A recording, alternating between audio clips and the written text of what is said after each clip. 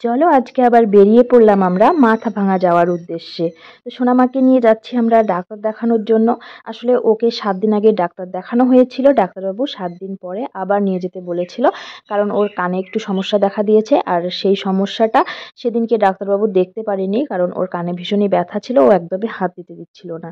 তো বলেছিল যে 7 দিন বাদে ওর ব্যথা সেরে যাবে, তখন নিয়ে আসবেন, তখন ভেতরটা ভালো মতন করে চেক করে দেখবে আর কি, যে ভেতরে কোনো কিছু ছড়িয়েছে কিনা। তাই জন্য আমরা নিয়ে যাচ্ছি। আর টোটোতেও আমরা উঠে পড়েছি। টোটোটা একদম বাড়ির সামনে থেকে পেয়ে গেলাম, তাই জন্য উঠে পড়লাম। আর আমাকে দেখো আয়নার মধ্যে কিরকম লাগছে, কাঁপছে শুধু আয়নাটা। ভাবছি একটা ছবি তুলবো, কিন্তু ছবি তুলতে পারলাম না। আর আমাদের বাড়ির থেকে যখন নিশিগঞ্জের দিকে আমরা যাই, তখন মাঠ ঘাট এত সবুজ সবুজ না, আর ফাঁকা ফাঁকা, দেখতে কিন্তু দারুণ লাগে। সবাই এইমাত্র কিছুদিন আগেই ধান লাগিয়েছে, আর ধান গাছগুলো শুধু সবুজ হতে শুরু করেছে, দেখতে কিন্তু ভীষণ সুন্দর লাগছিল। আমরা এই দিকগুলো দেখতে দেখতে চলে আসলাম নিশিগঞ্জ বাজারে, বাজার থেকে গাড়ি ধরবো। তো দেখো দেখতে দেখতে চলে আসলাম, এসে বাস স্ট্যান্ডে দাঁড়িয়ে আছি, আর মিহিও কিন্তু ঘুমের থেকে উঠে গেছে।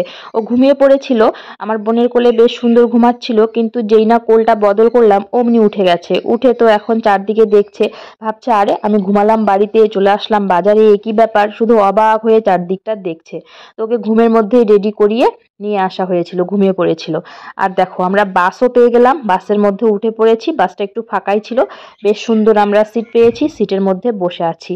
আর মিহির খুশি দেখো, বাসে উঠে কেবলই ও হাসছে, ও বুঝতে পারছে না যে ও মানে কোথায় এসেছে। এর আগে ওকে মানে নিয়ে যাওয়া হয়েছিল গাড়িতে করে, তারপর আমরা বন্দে ভারত, টোটো এইসবে গিয়েছিলাম।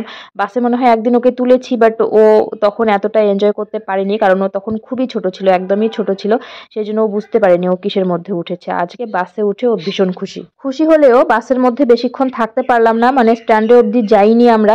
আমরা কলেজ মোড়েই নেমে গেছি, নেমে টোটোতে করে এখন আমরা যাব হসপিটালের ওখানে, মানে হসপিটালের সামনেও নামা যায়, আবার এইদিকে একটু দূরেও নামা যায়। তো আমরা দূরেই নেমে পড়লাম, কারণ ওইটাই মাথা ঘোরাচ্ছিল, আমারই মাথা ঘোরাচ্ছিল, আমার বোনেরও মাথা ঘোরাচ্ছিল। বাসটা একটু মানে কি বলবো, একটু আবদ্ধ টাইপের, ছোট টাইপের ছিল, তো সেই জন্য মনে হয়।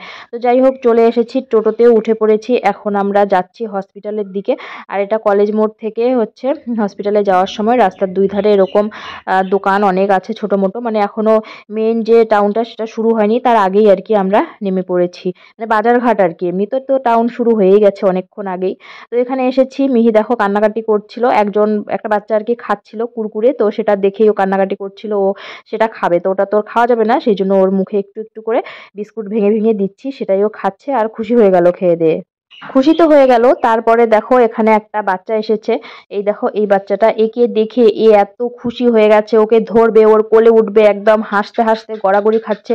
যেই আসছে না কেন তাকেই দেখছে আর হাসছে, দেখছে আর হাসছে, একদম মাথা খারাপ করে দিচ্ছে। একটুও চুপচাপ থাকছে না, শুধু নড়াচড়া, মানে কি বলবো, হাসাহাসি এরকম করেই যাচ্ছে করেই যাচ্ছে। দেখে বোঝাই যাচ্ছে না যে এর শরীরে কোনো ধরনের অসুবিধা আছে আর কি। তো ও কি করে, ওর কানে একটা ঘা হয়েছিল, সেই ঘাটা ও ইয়ে করে ফেলে আর কি, কাঁচা করে ফেলে খুঁচিয়ে খুঁচিয়ে, যার জন্য ঘাটা শুকাচ্ছেই না। তো সেই জন্য আজকে ওষুধটা আর কি চেঞ্জ করে দেবে, যাতে তাড়াতাড়ি ঘাটা শুকায়। তো এই দেখো উনি ওখানে দাঁড়িয়ে আছে, ওনার বাচ্চাটা ওখানে মিহিকে দেখে মিহির দিকে আসছে, আর মিহিকে দেখে দেখে শুধু হাসছে বাচ্চাটা, ওই যে করে আছে ওনার।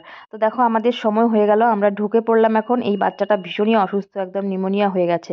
তো বাচ্চাদের ওখানে গেলে, মানে ডাক্তারের ওখানে গেলে বাচ্চাদের অবস্থা দেখলে কিন্তু খুবই খারাপ লাগে। অনেক বাচ্চার অনেক রকম সমস্যা নিয়ে আসে।